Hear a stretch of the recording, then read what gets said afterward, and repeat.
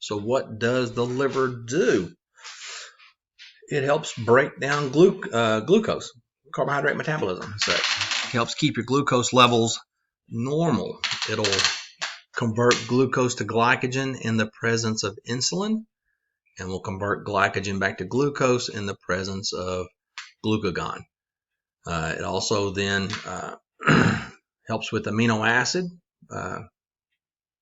accumulation, lactic acid, helping to get rid of lactic acid, turning it back into glucose, and other things. It'll convert these things back into glucose, really, to increase your glucose levels and all.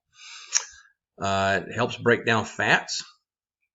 Fat is the king of fuels when it comes to ATP. Pound for pound, more energy in fat. And also, you'll also produce lipoproteins, which are in the cell membranes and such. Cholesterol, which is for cell membranes.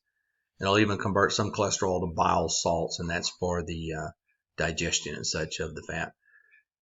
Protein metabolism. It's very important for protein metabolism. When you're breaking down proteins, a byproduct of protein metabolism is ammonia. And ammonia is extremely toxic. Extremely toxic. Your liver will convert that into urea. And urea is less toxic in all of that. And then the urea will then travel to the kidneys where it will be filtered out and all. So you also produce plasma proteins. Remember when we did the blood, the proteins in the plasma, very important. Your globulins, part of the immune system, your immunoglobulins. Albumin is a blood protein. That's for the osmolarity of blood, getting the blood, the fluid from the tissues back into the venous side and such. And then your clotting factors and all, which is very necessary to form the clots. And we talked about that when we did blood. So removes drugs, removes hormones, excretes bilirubin, synthesizes the bile salts, stores the glycogens, your vitamins and minerals.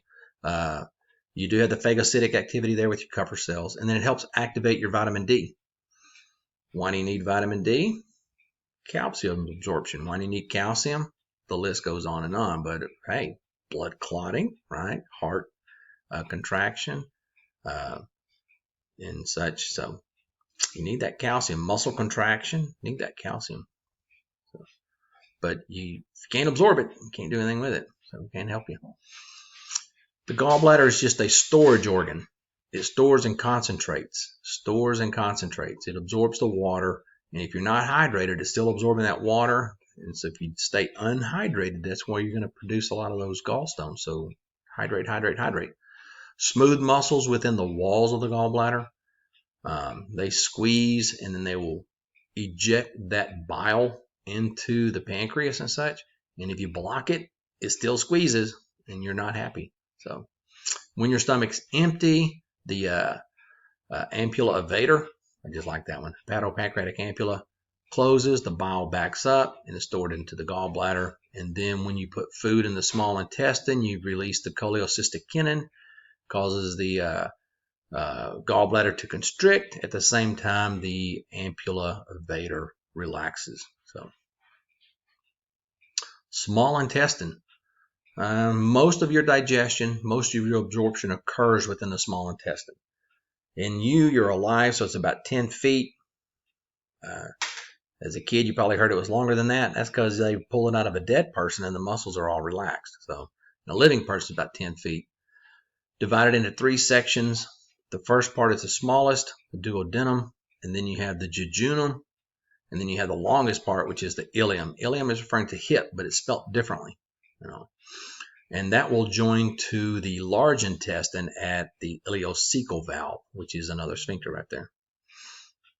Very adaptive for digestion and absorption. How so? The mucosa, which is that inner epithelium with these little finger-like extensions known as villi, right? They form in these ridges, and it actually looks like the spiraling of a rifle barrel. It causes the chyme to move and to roll around, if you will, so it gets all all of it gets touched. Everything gets acted upon, so it's aids in absorption. So this mucosa forms these villi. These are finger-like projections and such. On the surface of the villi, or even smaller villi, those are your microvilli and all of that. And they are so small they look like fuzz, so they call that the brush border. See that?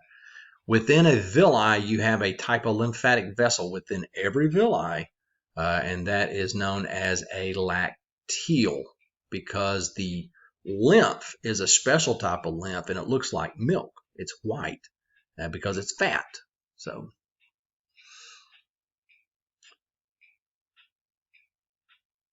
now, you do have glands within the small intestine, the crypts of Leberkuchen.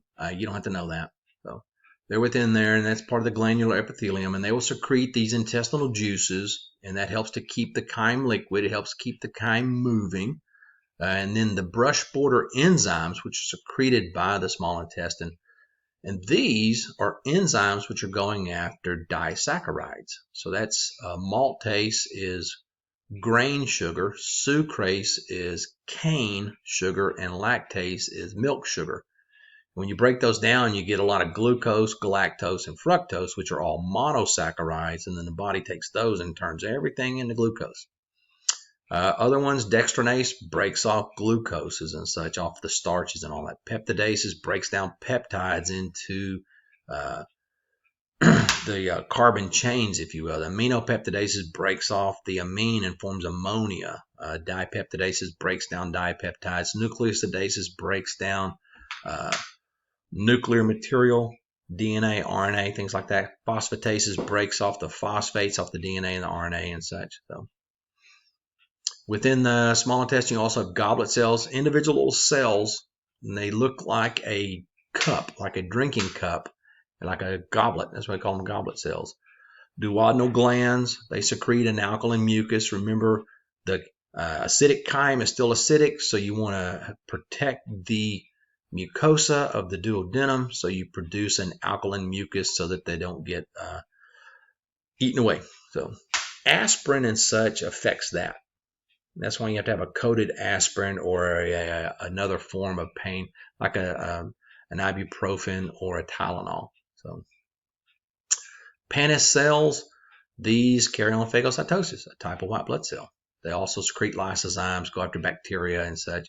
Then I mentioned these enteroendocrine cells, which are found in the small intestine, and they will secrete hormones.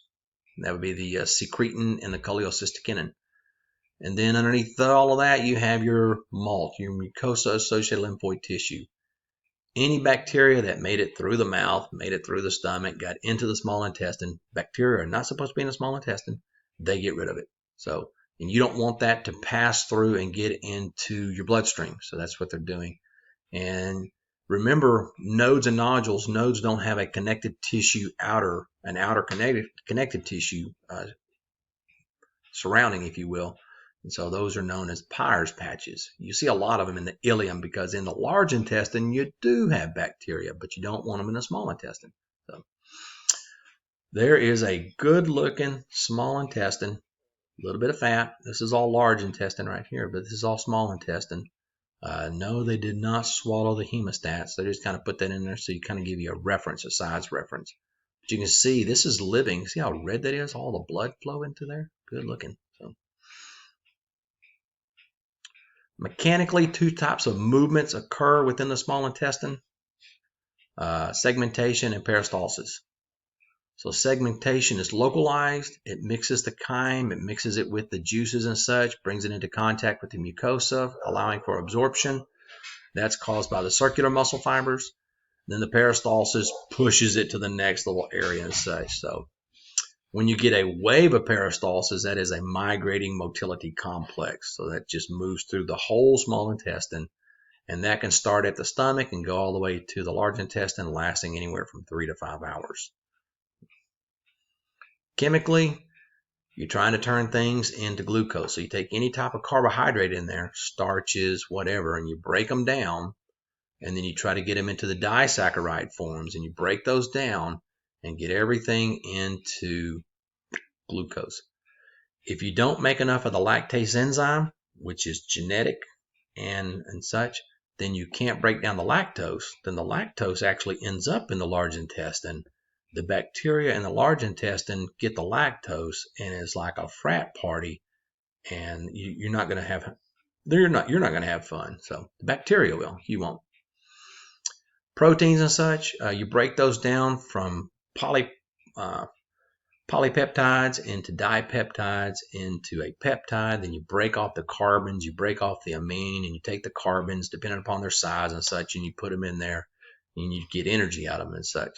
So aminopeptidases and dipeptidases do that, get it down into the individual amino acids and all. So now you also have to absorb some amino acids. You don't make all of your own. So there's 8 of them, I believe, that you have to absorb in your diet.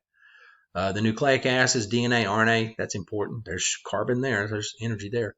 Lipids, king of fuel. You break that down into the triglycerides, then into the diglycerides, into the monoglycerides. Then you'll actually decompose those, move them into the cell, reassemble them into the lacteal, into the lymphatic passageways, straight into the bloodstream. So fats don't travel through the liver on the first go around. What regulates all of this? Distending the small intestine. And then you get a nervous push right there. A parasympathetic makes things speed up. Sympathetic makes things slow down. Relaxed, everything flows. Nervous, everything stops. Then you also have this hormone, the VIP, the vasoactive intestinal polypeptide, and that will help to stimulate the production of intestinal juices and such. So, oh man, we're almost out of this. We're to the large intestine. So we'll stop.